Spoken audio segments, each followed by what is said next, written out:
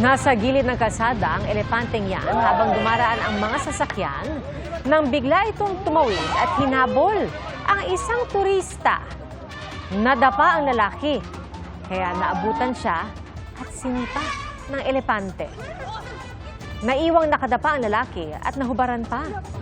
Ayon sa isang saksi, tinangkang makipag-selfie ng lalaki sa elepante pero tila nagulat at naggalit ito sa flash. Nangyari po yan sa Karnataka, Southwest India. Nakaligtas ang lalaki pero nang matunton ng mga otoridad ay pinagmulta siya ng katumbas ng halos 17,000 pesos. Kinunan din ang kanyang pag-amin na mali ang kanyang ginawa na pagpasok sa restricted na bahagi ng kagubatan at ang anilay hindi pagsunod sa wildlife safety rules. Mga kapuso, maging una sa saksi. Mag-subscribe sa GMA Integrated News sa YouTube para sa iba't ibang balita.